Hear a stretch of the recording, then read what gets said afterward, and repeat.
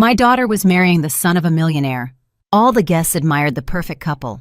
But when I caught the bridal bouquet and found a note tucked between the petals that read, "Mom, save me," my face instantly went white. Welcome to Betty's Stories. I share new life stories here every day, and I'd really appreciate it if you hit subscribe and liked my video. Now, let's jump back into my story.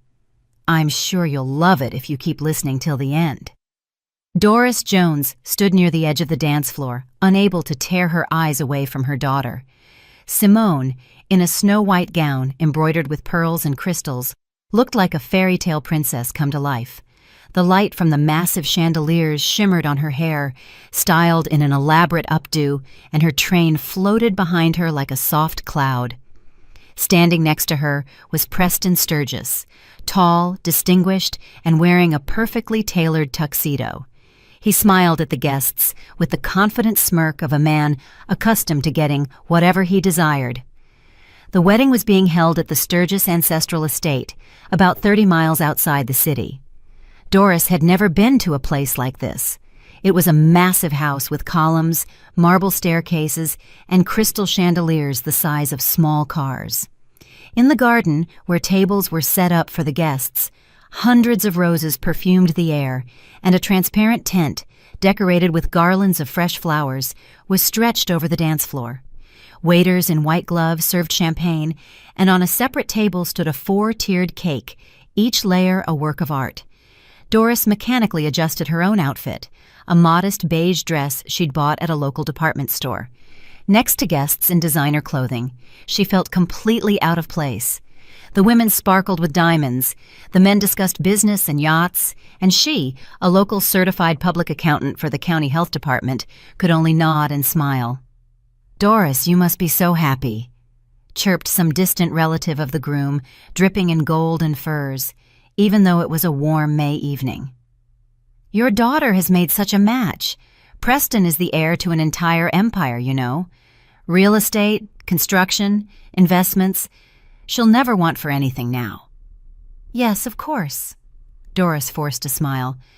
"I'm very happy for Simone." The woman kept talking, but Doris was no longer listening. Her eyes found her daughter again in the crowd. Simone stood next to Preston, accepting congratulations, but something in her posture made her mother's heart clench. Her back was too straight, her shoulders tense, her smile looked painted on. Doris knew every curve of her daughter's face, every habitual expression. And right now, she saw that Simone was not relaxed, not enjoying that light, genuine happiness a bride should feel on her wedding day. Doris remembered how just 6 months ago, Simone had come to her, beaming, to tell her about meeting Preston. It happened at a trendy cafe where Simone was with her friends after work. Preston had approached their table, apologized for his boldness, and said he couldn't leave without meeting such a beautiful woman. Simone had laughed when recounting the moment to her mom.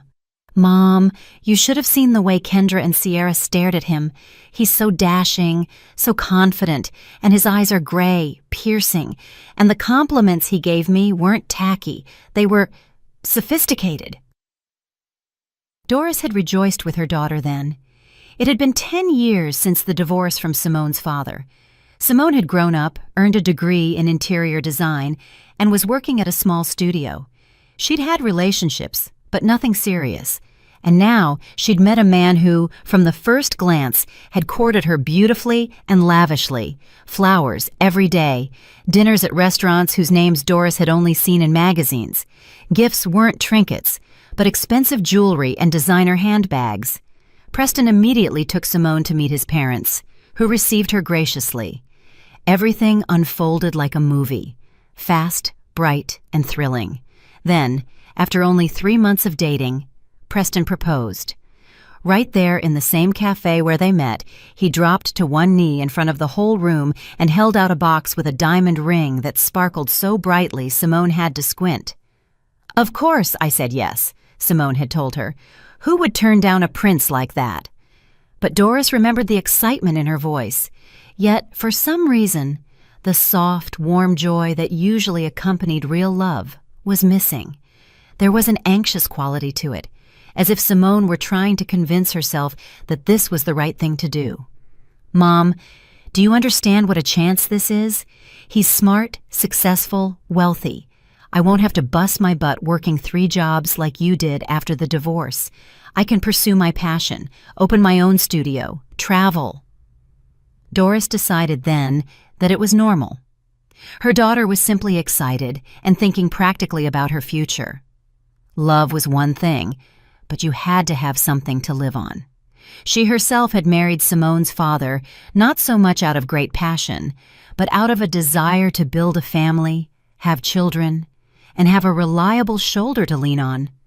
The reliable shoulder, however, turned out to be capable of cheating right and left over 15 years of marriage, and then leaving for a younger mistress, leaving Doris to raise a teenage daughter alone. Perhaps that was why Doris so desperately wanted to believe that things would be different for Simone, that Preston was truly a decent man who would love and cherish her girl, and that money and status, this time, came packaged with integrity and respect. The wedding preparations were lightning fast. Preston's parents insisted that everything be top tier, hiring an organizer who had previously planned events for celebrities. Simone's gown was a couture gown from Milan. The mansion began to be decorated a week before the ceremony. The guest list was drawn up for 200 people, though Doris personally knew maybe 20 of them, relatives, a few of Simone's friends, and a couple of colleagues. Everyone else was the Sturgis family's acquaintances and business partners. Doris felt almost like an outsider at this wedding, as if she had come to an event that had nothing to do with her. She wasn't even seated near her daughter, but off to the side, at a table with the groom's distant relatives. When Doris gently tried to hint to Simone that she'd like to sit closer, her daughter had offered a strange smile and said, "Mom, Preston and his parents assigned the seats. They have some kind of protocol, you know, business partners, status, all that. Please don't be offended, okay?" Doris wasn't offended, but a residue remained, and now, standing apart from the general merriment, she felt that residue more sharply than ever. The music changed, and a slow dance began. Preston took Simone's hand and led her to the center of the floor. Guests stepped back, forming a circle, and everyone pulled out their phones to film the newlyweds' first dance. Doris also took out her old smartphone and aimed the camera at her daughter. Preston placed his hand on Simone's back, and Doris noticed how tightly he was gripping her. He wasn't gently holding her, he was clutching her, his fingers digging into the fabric of the dress, his knuckles white. Simone flinched for a moment, as if in pain, but then instantly put her smile back on, tilting her head back to look up at her groom. A perfect pose for a photograph, a beautiful picture. But Doris saw that her daughter's gaze was empty, as if she wasn't truly there in the moment, but somewhere far away, as if she was just performing a pre-rehearsed routine. Step left, step right, smile, turn. "What a lovely couple," exclaimed a nearby aunt in a purple dress and a feathered hat. "Real love, you just can't look away." Doris wanted to object, to say that something was wrong, that her mother's intuition was screaming a warning, but she kept silent. Who would listen to her?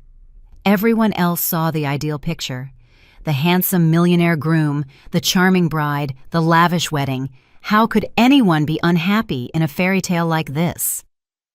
The dance ended, and the guests applauded. Preston kissed Simone, a long, performative kiss for the flashing cameras. When he pulled away, Doris saw her daughter subtly wipe her lips with the back of her hand. It was a fast, almost imperceptible movement, but Doris saw it, and everything inside her turned ice cold. She remembered the last few months before the wedding. Simone had been visiting less and less. They used to call almost every day, chatting about everything, work, friends, trivial things. But then the conversations became short and strained. When asked how she was, Simone would answer in monosyllables, "Fine, Mom, just tired. The wedding, you know, so much to get done." One day, Doris called her daughter just to chat, wanting to invite her over for the weekend to bake a pie together, like old times. Simone spoke softly, almost in a whisper. "Mom, I can't right now. Preston's home, we're busy. I'll call you back later." But she never called back. And when Doris called her number 2 days later, Simone sounded frantic. "Mom, why are you calling so often? I'm an adult. I have my own life. I'll call you when I have time." Doris had felt hurt then.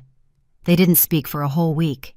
Then Simone called first, apologized, and said she was stressed from the wedding preparations, that her nerves were shot. Doris understood and forgave her. But the residue remained. Now Doris observed how Preston didn't leave Simone's side for a single second. When her friends Kendra and Sierra came over to congratulate the bride, he stood right there, listening to their conversation and interjecting his own comments. When Simone headed to the drink table, he followed. When she wanted to go touch up her makeup, he took her hand and said something that made Simone nod and stay put. A thoughtful groom, the guests would think, a caring husband who doesn't want to let his wife out of his sight for a minute. But Doris saw something else in it. Control, surveillance, an invisible leash with which Preston kept Simone close to him. She tried to push the thoughts away. Maybe she was just imagining things. Maybe she was overthinking it, working herself up. After all, they had just gotten married. Of course, the groom didn't want to let his bride go. That was normal, even romantic. But when Doris looked at her daughter's face again, her heart skipped a beat. Simone stood there, clutching the bouquet to her chest, looking past the people, past the luxurious setting, past all the splendor. In her eyes was something Doris had only seen once before, when Simone was 12 and came home bruised after being bullied by classmates. The girl had been silent then, not crying, just sitting with an absent gaze. It had taken Doris 2 hours to get her daughter to talk and find out what happened. The same look was there now, the look of a person who is enduring, who is holding on with all her might, but is about to break. The host announced into the microphone, "And now, our beautiful bride will toss the bouquet. All single ladies, please come to the dance floor." Simone's friends ran over, laughing and squealing, scrambling for position. About 15 young women clustered in the center, reaching out their hands, pushing and giggling. Doris remained standing on the sidelines. At 46, what was she doing catching a bridal bouquet? Simone stepped onto a small raised platform and turned her back to the guests. Preston stood next to her, wrapping his arms around her waist, whispering something in her ear. Simone nodded, raised the bouquet over her head. The guests began the countdown. 1, 2, 3. The bouquet soared into the air, arced, and flew nowhere near where the girls were standing. It sailed over their heads, past several rows of tables, and dropped directly into Doris's hands. She instinctively caught the bundle of white roses, not yet understanding what had happened. The guests laughed. Someone applauded. "Oh, look, the mother of the bride caught it. That's good luck. It means Doris is going to get married soon, too." Doris offered a confused smile, pressing the bouquet to herself. The roses were heavy, tightly bound with a satin ribbon. She raised her gaze to the platform and met her daughter's eyes. Simone looked at her as if she wanted to say something very important. Her daughter's lips moved soundlessly, and Doris almost read the word, Mom. But then Preston turned Simone towards him, kissed her again, and the moment was lost. Doris stood with the bouquet in her hands, unsure what to do with it. The roses emitted a sickly, sweet scent that was beginning to give her a headache. She tried to adjust them, arranging them more comfortably, and suddenly noticed something white between the tightly pressed flowers. An edge of paper was sticking out between the stems. It must be a note from the florist, Doris thought, or a wish from the bridesmaids. She carefully pulled the edge, and in her hands was a twice-folded slip of paper. Just plain printer paper, slightly crumpled. Doris unfolded the note and froze. The letters were uneven, shaky, as if written by someone in a hurry or in fear. Only 4 words, but they hit Doris with a force that made the ground drop out from under her feet. "Mom, save me." The handwriting was Simone's. Doris would have known it anywhere. The same rounded letters, the same slant as in her school notebooks, as in her birthday cards. Only now the letters were crooked, the pressure uneven. At the end of the phrase, the ink had run, as if a drop of water or a tear had fallen on it. Doris looked up and scanned the room. The guests continued to celebrate. The music played. Waiters carried appetizers. No one was paying attention to her. Just the ordinary mother of the bride holding a bouquet. Touched, probably. Doris squeezed the note in her fist and pressed it to her chest, hiding it in the folds of her dress. Her heart hammered so loudly it felt like everyone around should hear it. Her ears were ringing and her mouth was dry. Doris looked back at the platform where Simone and Preston were posing for the photographer. Her daughter wore the same painted smile, but now, behind that smile, Doris saw a cry for help. "Save me!" What did it mean? Save her from what? From whom? From this handsome, well-off groom in the expensive suit, who was now tenderly embracing Simone's shoulders? From this whole luxurious fairy tale that everyone around them admired? Doris tried to gather her thoughts. Panic wouldn't help. She had to think, to act. But how? Approach Simone right now, in front of all the guests, in front of Preston and his parents, grab her daughter's hand, and drag her out of here by force? She imagined the scene, walking to the platform, shouting that the wedding was off, that her daughter was leaving with her right now. A scandal, horror, public disgrace. The guests in shock, Preston's parents calling security. And Preston? What would Preston do? Doris remembered how tightly he had squeezed Simone's waist during the dance, how he controlled her every move. He simply wouldn't let her go. She needed a plan. She needed help. Doris looked around and saw Simone's friends, Kendra and Sierra. They were sitting at a table, chatting and laughing. Aubrey, another friend from college, was with them. The girls had been friends with Simone since freshman year. If anyone could help, it was them. Doris quickly moved toward their table, clutching the bouquet. A plan, insane and risky, was frantically forming in her mind, but there was no other way. She sat down in the empty chair next to Kendra, trying to speak quietly so as not to draw the attention of those nearby. "I need your help, immediately." Kendra, a cheerful, round-faced girl with red curls, turned around.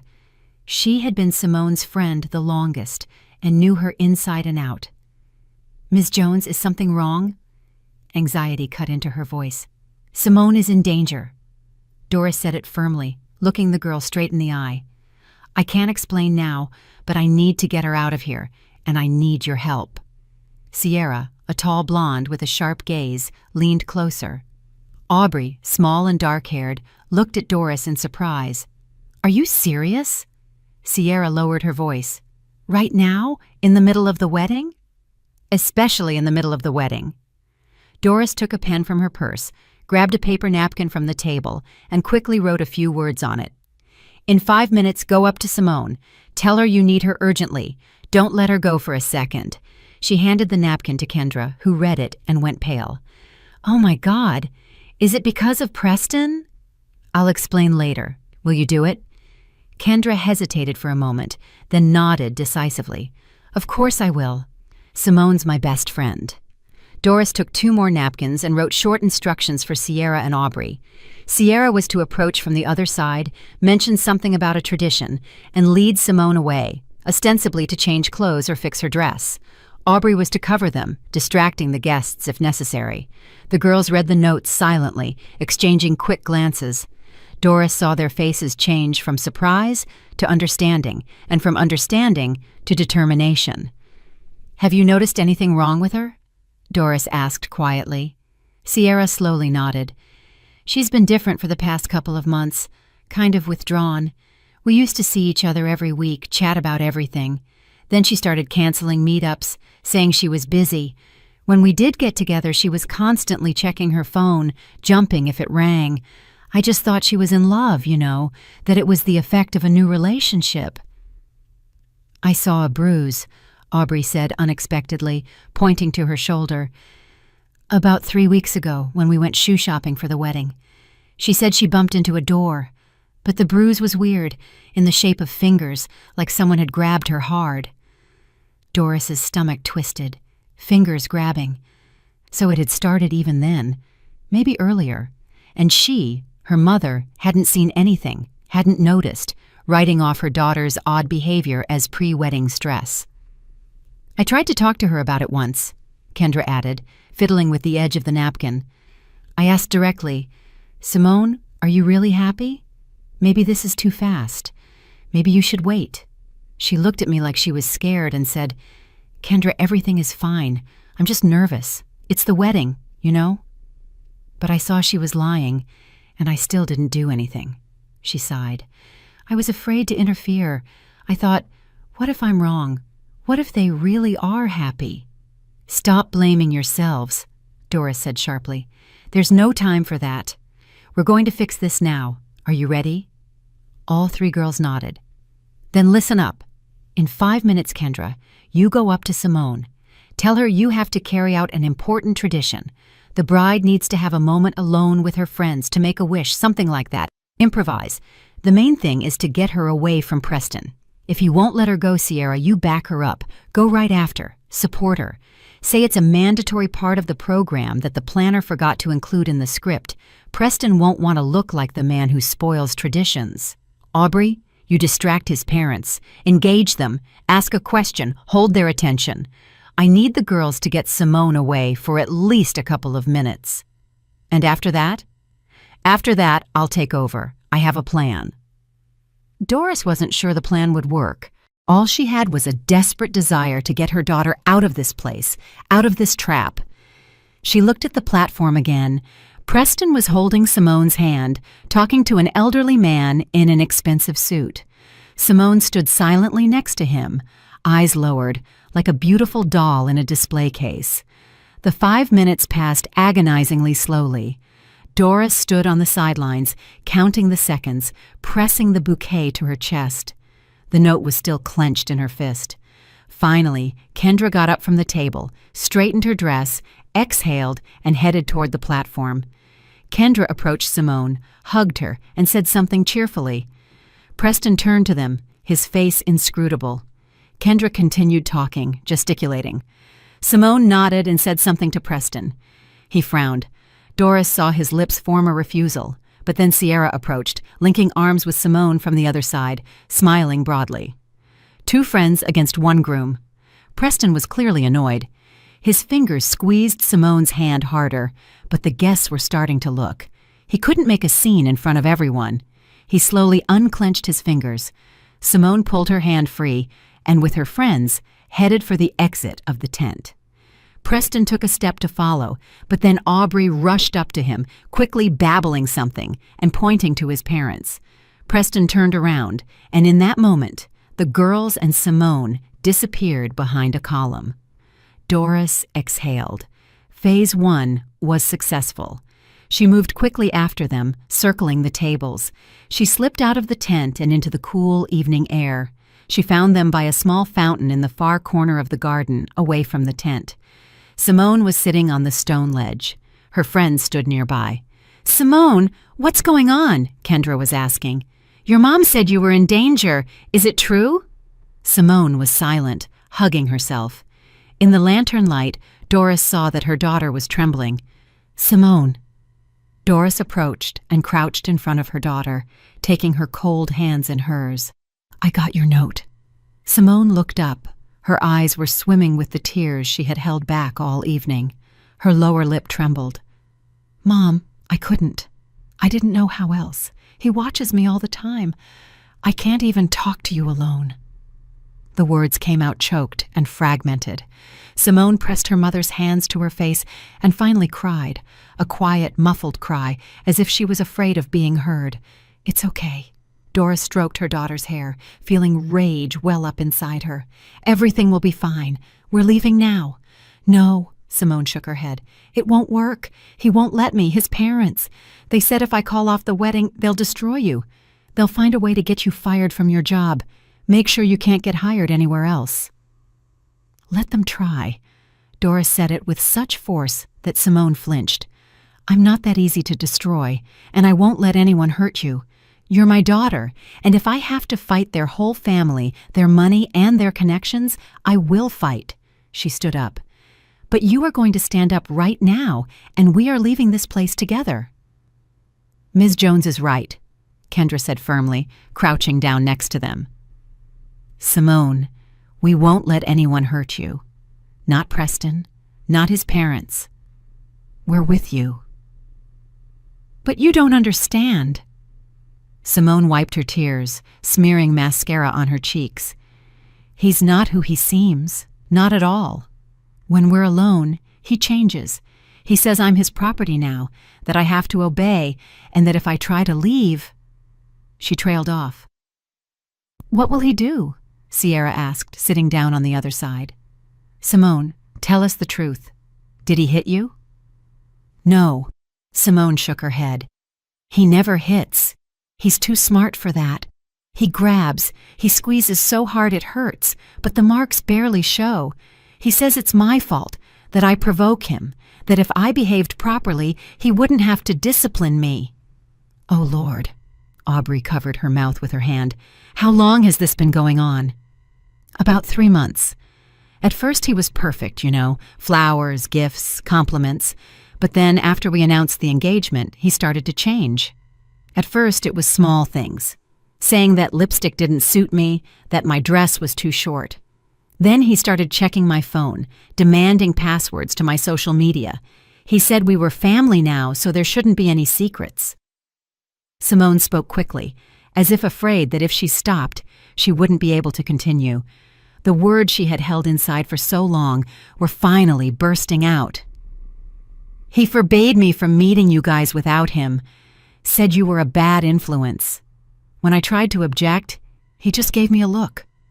Simone shuddered. And then he grabbed my shoulders and pinned me against the wall. Not hard, but enough to make me understand I couldn't argue with him. Why did you stay silent? Why didn't you come to me? Why didn't you tell me? Doris felt a boiling anger inside. I tried. Despair broke through Simone's voice. Remember when I called you and then you got mad that I didn't call you back? I wanted to come over, tell you everything, but he found out. He always finds out.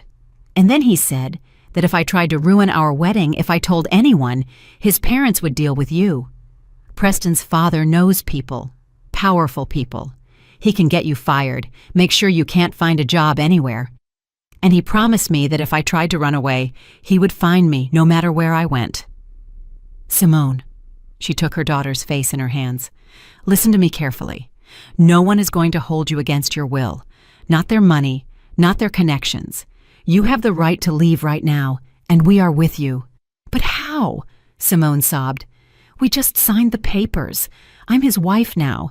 He'll just say I'm hysterical. Everyone will believe him. Look at him. He's the perfect groom. Everyone thinks I'm lucky. Then everyone is wrong. Sierra stood up decisively. Simone, we won't let him keep you. We have a plan. Doris also stood up, helping her daughter rise. We're going back to the tent right now, and you are going to announce that you are leaving in front of everyone, so no one can say later that you just snuck away. He won't let me talk, Simone whispered. He will. Kendra took her hand. Because we will be right there, all 4 of us. Let them try to stop us. They started back toward the tent, a strange procession in the evening twilight, a bride in a torn dress, her mother and 3 friends. Doris walked in front, clutching the bouquet with the note inside. Her heart was pounding, but the fear was gone. There was only cold calculation and resolve. When they walked into the tent, the music was still playing, and the guests were still celebrating, but a few people immediately turned. A whisper ran through the tables. Look, the bride is back. What happened? Her dress is torn. She was crying. Preston was standing near the head table, talking to his father, Mr. Sterling Sturgis. Seeing Simone, he strode toward her quickly, his face dark. Where have you been? He spoke softly, but his voice was steel. I told you not to leave me. Step away from her. Doris stepped between him and her daughter. Preston measured her with a look of surprise mixed with contempt. Ms. Jones, don't interfere in the affairs of the newlyweds. Simone is my wife now. She is no one's wife. Doris said it loudly. So many guests turned around. She is my daughter, and she is leaving here with me. The music stopped. The host froze awkwardly. All the tables fell silent, the guests staring at them. "What nonsense is this?" Preston tried to get past to Simone, but Sierra and Kendra blocked his way. "Get these fools out of the way." "These fools are protecting their friend," Kendra crossed her arms. "From someone like me?" Preston sneered, but his eyes danced with rage. "What are you imagining? This is my wedding. I spent millions on it." "You can't buy a person with money." Doris stepped toward him. "You thought you could, didn't you? That just because you have millions, you have the right to own people, to intimidate, control, and hold them in fear." The guests began to exchange glances and whisper. Preston's parents got up from their table and walked toward them. "What is happening here?" Sterling Sturgis spoke with the tone of a man accustomed to being obeyed. "Preston, what is the meaning of this? The mother-in-law and the bridesmaids are putting on a show." "It's a crazy farce." Preston shrugged, but Doris saw his jaw clench. "Some delusional accusations. They are not delusional." Simone stepped out from behind her friends. Her voice trembled, but she held her ground. "It's all true. You intimidated me, controlled me, and threatened my mom. I married you not out of love, but out of fear." "Oh, darling, sweet Simone." Celeste Sturgis approached, reaching out her hands. "You're just tired, overstressed. It's normal on a day like this. Come on, I'll give you a sedative." "Don't touch me," Simone recoiled. You knew what he was like, and you still planned this wedding because you needed the right bride, one who would stay silent and obey." "You don't know what you're saying!" Sterling Sturgis stepped forward, towering over Simone. "Girl, rethink this. You are destroying your future right now. Our family can give you everything: wealth, social standing, connections. And you'll go back to poverty, to working for pennies? Better pennies than a cage." Simone straightened up. "Better to be poor and free than rich and terrified." The guests gasped. Someone began taking out phones to record. "Enough of this circus!" Preston lunged toward Simone, but Kendra and Sierra grabbed his arms. "Let go! Simone, stop this immediately. You are my wife, and you are staying here." "I am not yours," Simone said it quietly, but every word rang in the silence. "I was never yours. I am not a thing or property. I am a person, and I am leaving." Preston tore himself free from the girl's hands and lunged at Simone. Doris saw his hand reaching for her daughter, but then a man stepped out of the crowd of guests, her ex-husband, Simone's father, Michael Washington. He grabbed Preston's hand and squeezed it so hard Preston cried out, "Don't you dare touch my daughter!" Michael spoke calmly, but his voice carried a threat. "Not ever again." "Michael?" Doris couldn't believe her eyes. "I heard your conversation by the fountain." Michael didn't let go of Preston's hand. "I was standing nearby having a smoke. I'm sorry, Simone, that I didn't step in sooner. I thought you were truly happy. But now, this boy will only touch you over my dead body." "You've all gone mad!" Sterling Sturgis roared. "Security! Where is security?" Two burly men in suits began pushing through the crowd. Doris felt the situation spinning out of control. "Stop!" She raised her hand. "Everyone, stop!" Everyone froze. Doris stepped into the center of the circle, still clutching the bouquet with the note. "Mr. Sturgis," she turned to Preston's father, "you built an empire. You are a respected man, and your business reputation is important to you. Am I right?" Sterling Sturgis frowned. "What are you getting at?" "I'm getting at the fact that there are 200 people here right now. Half of them are already recording this on their phones.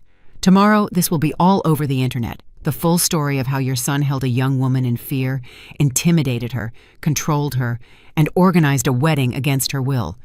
Can you imagine the hit to your reputation?" Celeste Sturgis paled. Sterling Sturgis clenched his teeth. "Or," Doris continued, "we leave quietly right now. Simone, me, her father, and her friends. No fight, no scandal. You announce to the guests that the bride suddenly felt unwell, and the wedding is postponed. Clean, quiet, no excess noise. And in a week, Simone files for divorce, and you do not interfere. No threats, no harassment, and then this story stays within these walls. Are you blackmailing us? Sterling Sturgis hissed. I am protecting my daughter. Doris looked him straight in the eye. By any means necessary, decide quickly. Every second of delay is another person with a phone, another video online. Sterling Sturgis looked at the crowd of guests. He saw the calculation. What was more profitable? What would do less damage to the business? Preston, he turned to his son, let her go. Father! Preston didn't believe it. You can't. I said let her go. Sterling Sturgis spoke softly, but every word was like a hammer blow. I don't need a scandal. Not now, when we're closing the deal with the European investors. One girl is not worth millions in losses. Preston looked at his father as if he had been betrayed. Then he looked at Simone, and Doris saw such hatred in his eyes that she went cold. You'll regret this, he said almost in a whisper. All of you will regret this.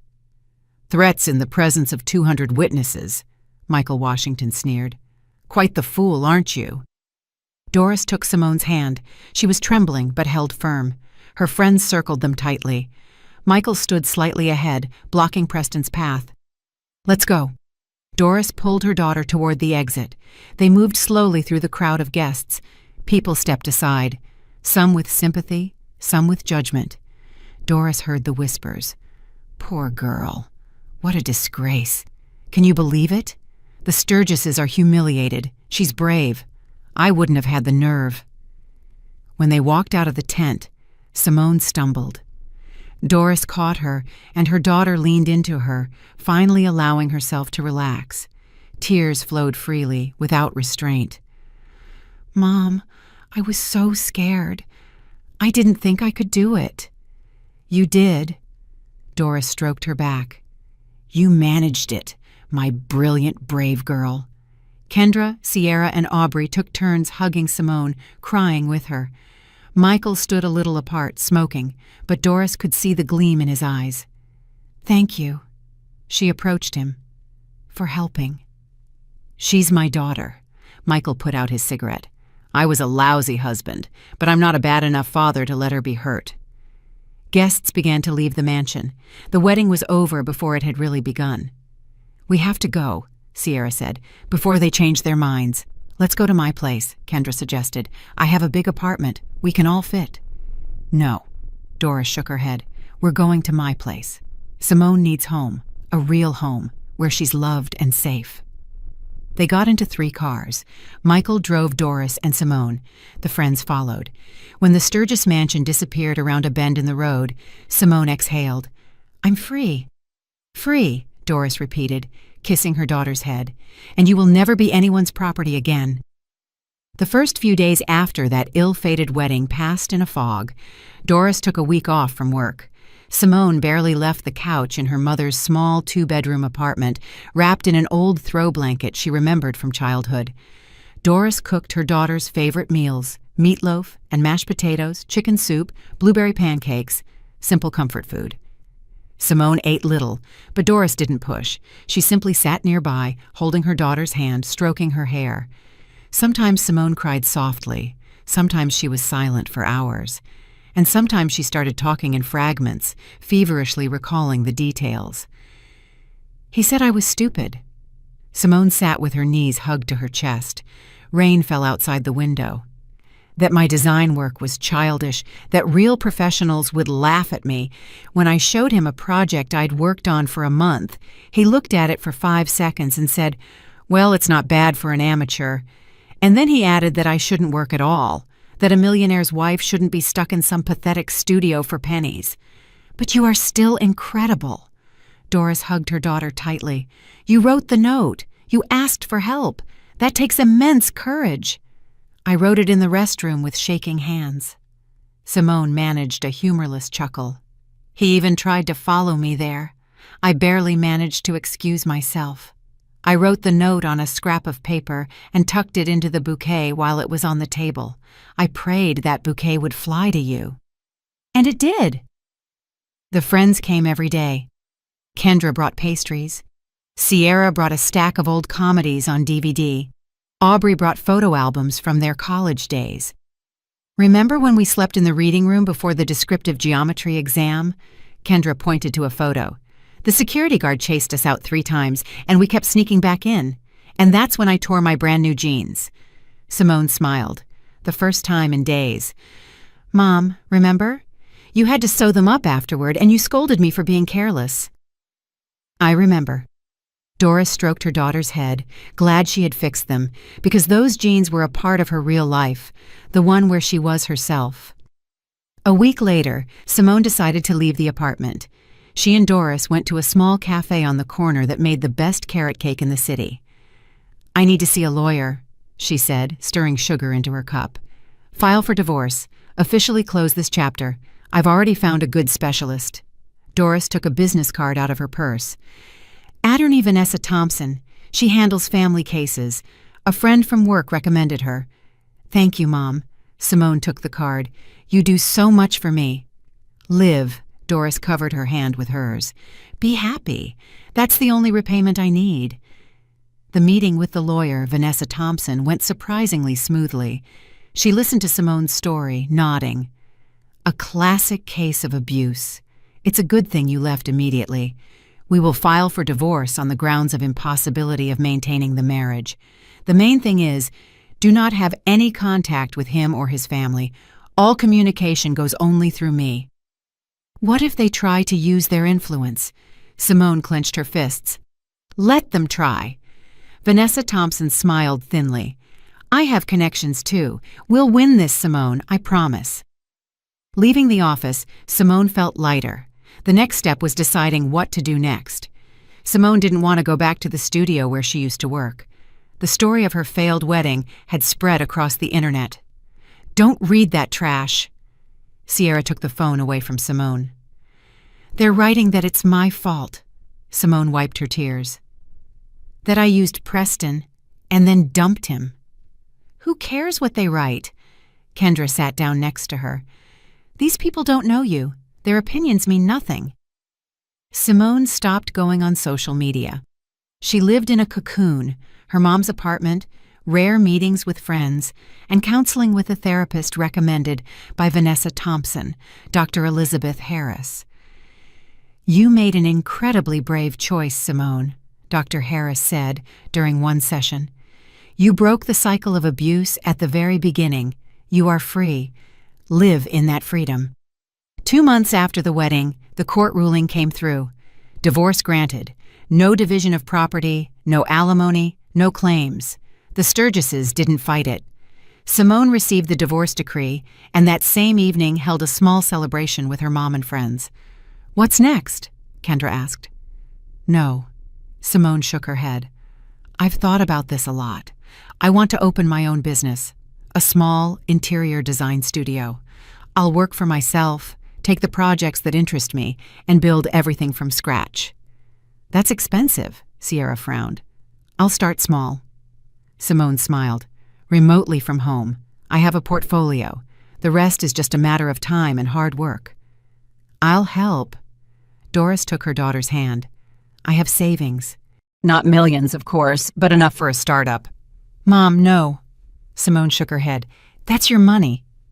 For your happiness, Doris interrupted. And what could be better than helping my daughter start a new life? Simone hugged her mother. Thank you, she whispered, for everything, for saving me, for believing in me, for loving me just the way I am. Always, Doris kissed the top of her head. I will always love and protect you. You're my girl. The next few months flew by in work. Simone created a website, launched her social media pages, and began taking her first orders. She worked with pleasure. Doris helped as much as she could, managing the bookkeeping and providing moral support. They became closer than ever. 6 months after the divorce, Simone received a commission to design a small apartment. The meeting with the clients took place at a cafe. Sorry we're late. A man in his early 30s walked into the cafe. Traffic was terrible today. No problem, Simone smiled. I'm Simone, the designer.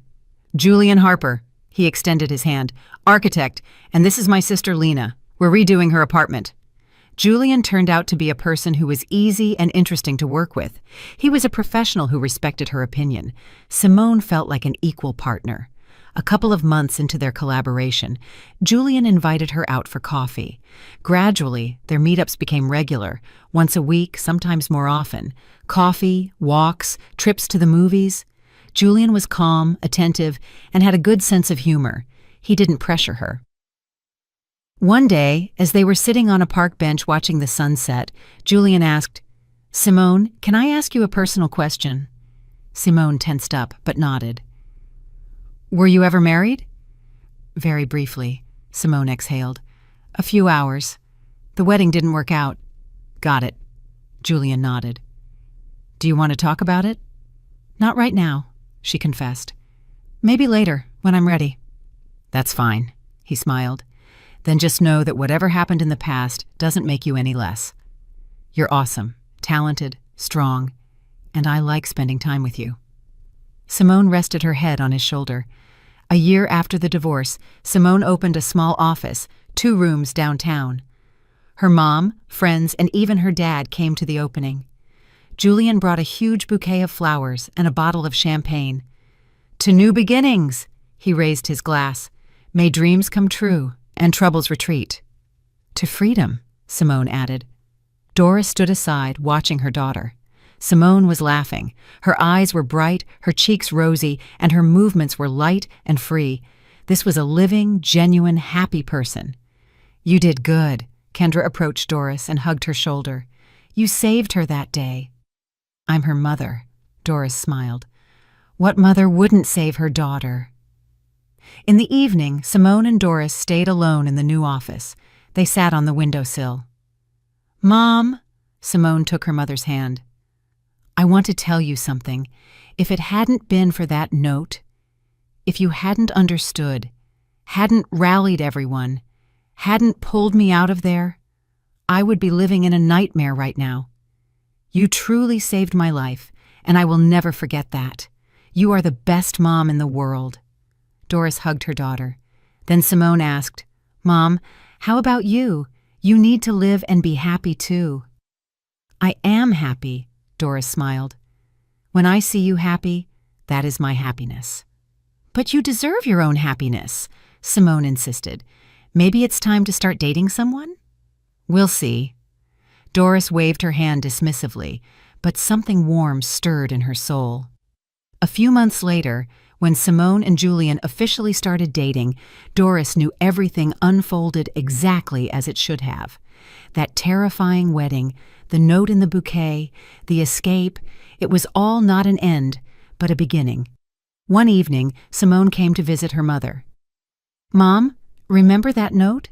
The one I hid in the bouquet?" "Of course I remember." Doris nodded. "I keep it in my jewelry box with your childhood drawings. That note is a symbol of your strength, not your weakness." Simone thought for a moment, then smiled. "You're right, you know. I was trapped then, but I found a way out, and you heard me." "We are both incredible women." Doris clinked her teacup against her daughter's.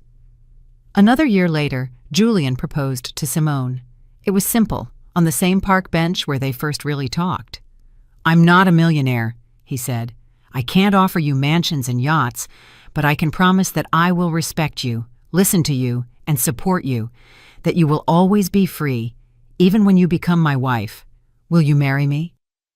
"Yes," she whispered, 1,000 times, yes. The wedding was small, about 30 close friends and family.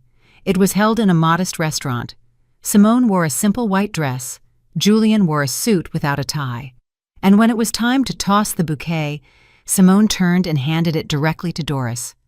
"This is for you, Mom," she said, "because you deserve your own happiness, and it's definitely coming to you." Doris took the bouquet, pressed it to her chest, and looked at her daughter, happy, free, and loved, and understood. This is true happiness, not in money, not in luxury, not in show, but in seeing your loved ones happy. "Thank you, darling," Doris hugged Simone, "for being you, for being strong, for teaching me how to be strong." "You taught me." Simone leaned into her mother. You showed me that love is not a cage, but wings, that true care is about giving freedom, not taking it away. Doris thought about how strange life was, how the most beautiful things could be born from the most terrifying, and how one note in a bouquet could change everything. And she was grateful to fate for the wedding that didn't happen, because thanks to it, their real life, free, honest, and happy, did. I'm really glad you're here and that I could share my story with you. If you liked it, show me by liking the video and subscribing to my channel. Let's see how many of us there are. Write in the comments which city you're watching from and what time it is. I'm so curious to know where all you wonderful people are tuning in from. If you want to support me a little extra, you can also send a small donation. I share new life stories for you every single day. And now, 2 of my most popular stories will pop up on the screen so you can choose what to watch next.